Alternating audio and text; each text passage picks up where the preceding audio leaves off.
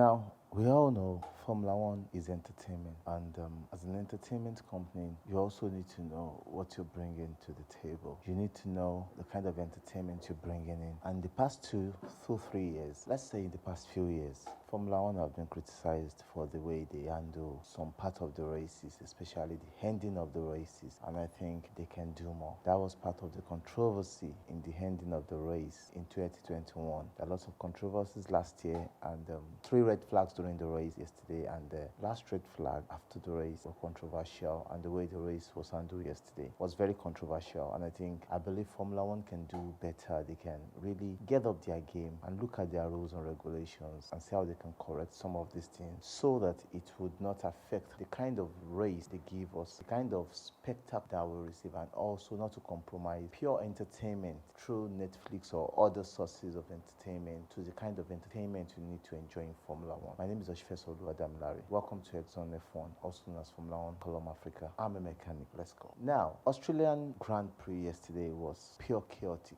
And for some of you that did listen to a lot of music or are ghostly or grossly into entertainment, you've listened to Chaos and Calm by James Bay. You would understand that this race is not chaos and calm. This race is chaos and more chaos, and even more chaotic. For you not to end the race under the red flag, you look at the track, or under the safety car, you look at the track in which you are racing in, you look at the weather condition. Now, this is a track that always provide lots of flags, yellow flags and sometimes red flag, and I've said it in the previous analysis. So if you're doing a red flag for this race 3 times and the second red flag was not really needed, though you've run it and you are ending the race under the same guys that you didn't want to end the race on, then it's just like you wasting the times of the driver, and that gives someone like Max Verstappen some possible understanding of criticizing the race directors, which I think if Lewis had done, it would have been a lot of controversy, but let's leave that for that, and a lot of drivers are backing him up that race does not need that much red flag, including George Russell, including Fernando Alonso, and I think Formula One needs to do more. They need to do more the way they officiate this racing. The entertainment aspect of it is the race, not what people want to see, not what people want to feel, and I think we deserve better. Moving away from that, the debris that flew from Kevin Magnussen's car, don't know how it flew about 20 meters high and caught one of the spectators, and was able to slit a damage on his arm. I think the Australian board will need to look at that and see how they can protect more people. And there were lots of debate on how the fans were able to enter into the racetrack after the race and cause a little bit of chaos. I think Melbourne Grand Prix owners should be able to look into that and see how they can make the Grand Prix more secure, more health conscious, and better than the way they're running it. And I think they're running to 2035, which is good for them. Australian Grand Prix is a very beautiful race. That is the only race that's been run on that continent, and I think they can do better, they can do more. There are lots of places they can grow, get better with that.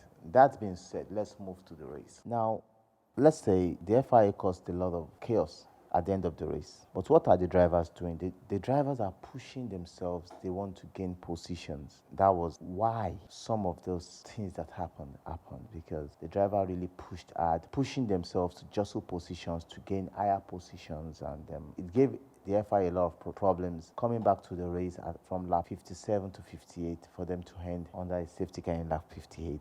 And I think, like I said, the drivers too should be blamed from some of their mistakes, from some of the things they did that could have hampered the race or could have made the race not beautiful.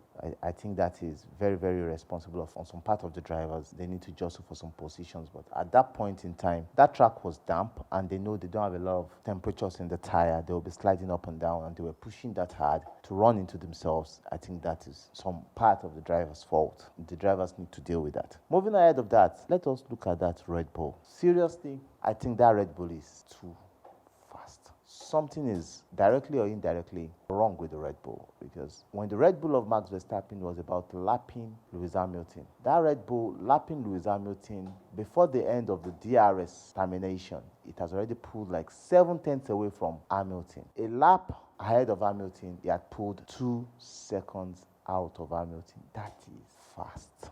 And I told you they came to Melbourne with upgrades from the front wings. Now we later got to know they came with rear wings, tinier rear wings. League Is it that the Red Bulls are just so fast that the other teams on the grid can never challenge them this season? Because at this pace that the Red Bull are, no matter how much development, how much upgrades other team brings, I'm not seeing them closing up on the Red Bull. There is no way they can close up on the Red Bull. The fastest team next to Red Bull is the Aston Martin, and the Aston Martin are close to like 7/10 to a second slower than the Red Bull. If the Aston Martins are having 40% wind tunnel time, a lot of CFDs to get better, and other chunky stuff to make their car better, I don't see them walking a whole second back, crawling a whole second back to that Red Bull, which means Nkokonwa are fundamentally good about that Red Bull, seriously. And I think we should look beyond the car design. We should also look at the engine, because when that car performs extremely well. Looking beyond the Red Bull, let's look at the Mercedes having their first DNF of the season in the third race, and also the engine giving way.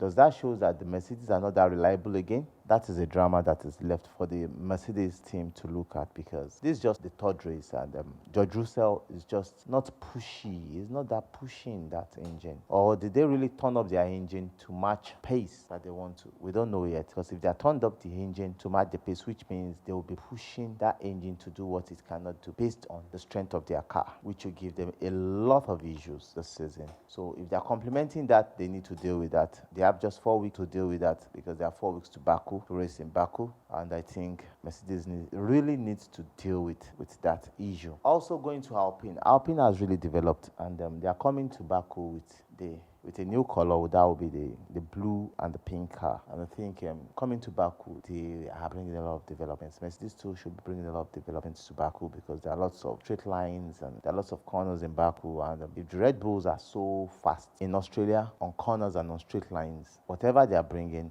will be very fast in Baku, which I think Mercedes, Ferrari, and Aston Martin need to match up with if they need to up their game. And moving away from Red Bull, Aston Martin. Now, I think the Aston Martin in the hands of Fernando Alonso is a very powerful car, showing the pace, but in the hands of Lance Stroll, he's not really showing the pace, and which shows that last season with Sebastian Vettel really did a good job against Lance Stroll. And I think Lance Stroll should really check himself. He's not racing there because his father owns the team or owns everything, but because he has the pedigree, he has the speed, he has the qualification to race for Aston Martin. So I believe he needs to do well. I think he needs to do better. He needs to work himself into a position of winning or challenging the Mercedes. Lewis Hamilton was able to build a much gap against Fernando Alonso, and cat and mouse game they both were playing. They both understood, and none of them made mistakes. So it worked for Fernando Alonso and came third, and that's his third podium position season. So I think Lance Stroll needs to do better in that car. We move to the Ferrari. One DNF,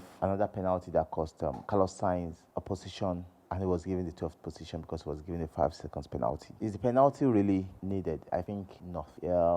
That happened on the first corner, and I think the racing directors should know that anything could have happened, not due to their own mistakes, calling red flags or restarting the race 3 times. But I think anything that happened on the first lap should be taken, because no driver will purposely drive into another or push another driver off or cause an accident. So I think that penalty was not necessary, and that made him furious and landed the Ferrari team into a no-point situation, which taking them much more back in the Constructor Championship. I think they need to work hard to get themselves into space and bring some upgrades to Baku as regards Ferrari coming to Baku. The strength of their car is still not known, though they said they know the problem of their cars. I still believe they need to bring more upgrades to the car. Check the reason why they're having much vibrations that are affecting the sensors of the car.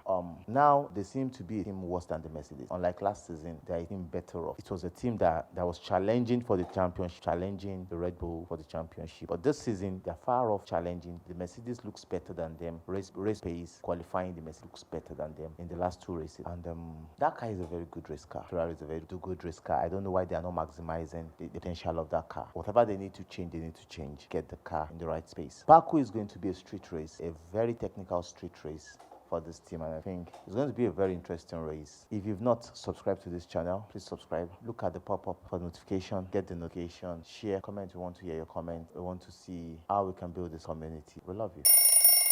If you're a builder, if you're an art collector, if you have a showroom, Rated is the best place to get the artworks you need for your new buildings, for your art collections, for your showroom, for your exhibition. Rated Art have one of the best murals, mosaic works, and different art patterns in Nigeria presently. and is somebody that you can communicate with, talks to you, you tell him what you want, and he will bring the reality out for you. To contact Rated at, his number is right up here, and you can also go on social media links that are pasted right up here. So check out some of his works. Thank you. Teams Gadget. Teams Gadget is for those of you that cannot easily go to the market to get your phones, your laptops, your accessories. Just place a call through. His phone number is there. It gets you the best. It's your shop plug to get you the best phones, accessories, laptops, games, and other accessories for your computer gaming experience. Contact Teams Gadget and you get them for you.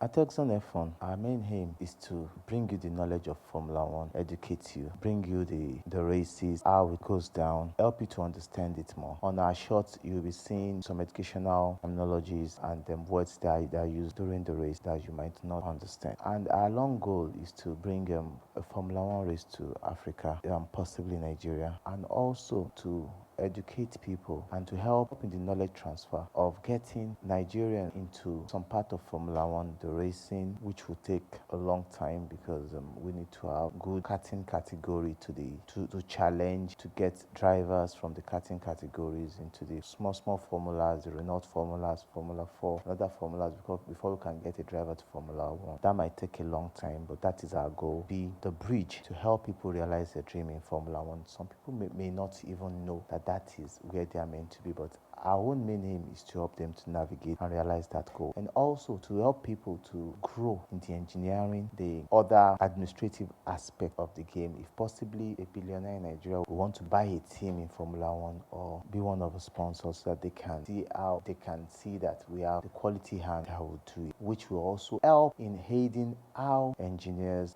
develop as a nation. Because with young people, young graduates or young entrepreneurs, young engineers learning the engineering of Formula One, the CFD, the fluid dynamic, and all the parts of Formula One, we'll find ourselves growing in car development, because the cars you see today, most of the technologies are well tested in Formula One before they become today's technology. And if you have people there, it will help our technical know-how to build good mechanics, good engineers, and it also promotes the revenue generation for a nation. It's part of our dream to bring karting, to bring this race to Nigeria and to Africa also, and to help a young African to realize his dream, not just in Formula One, but being an engineer and being part of this world. It will also create a lot of employment for a lot of people, and this will take a lot of people out of the street. That is our main aim. That is why we have this channel. If there's a way you can support, we'd love you to come on board, work with us. I would love to work with you. Thank you.